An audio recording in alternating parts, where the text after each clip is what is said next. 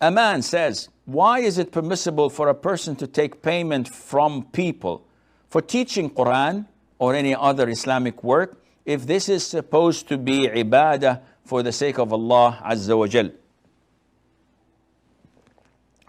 A man, my friend, when you perform a form of ibadah, the ibadah, I don't know if the translation is correct or not. I'm doing it I'm shooting out of the hip as they say. Ibadah is divided into two types: transitive and intransitive. What do we mean by transitive and intransitive? We know that there are verbs that are intransitive. When I say I sit, I walk, I don't need to have an object afterwards.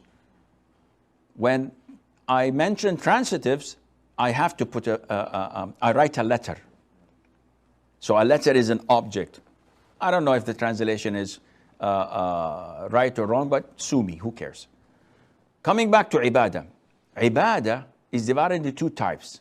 Intransitive, which means that I am the only one benefiting from it. So I pray night prayer.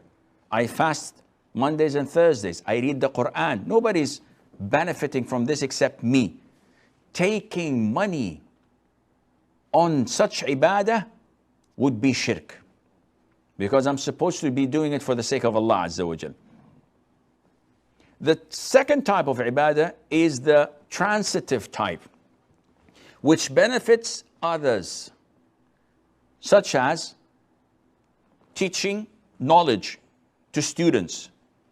So if I teach knowledge, if I teach people how to recite the Qur'an, I'm not charging on my recitation of the Qur'an. I'm charging on my effort teaching others.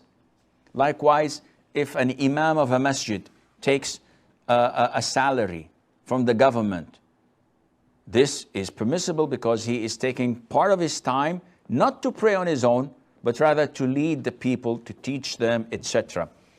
The origin of this is the hadith of Abu Sa'id al-Khudri, may Allah be pleased with him.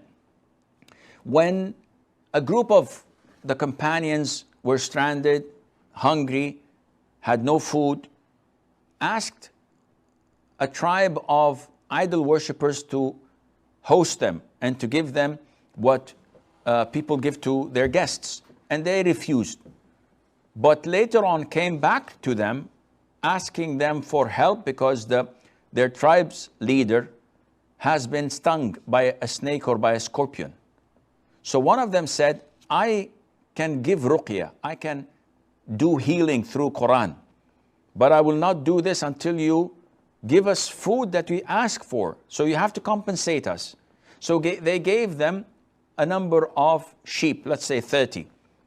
And the man went, recited the Quran, only Surah Al-Fatiha, and blew on that sick person. Kept on repeating it, Alhamdulillah Rabbil Alameen Ar-Rahman Ar-Rahim, doing this. And all of a sudden the guy stood up. There's nothing wrong with him. So they went back to the Prophet ﷺ and they told him, O Prophet of Allah, we improvised.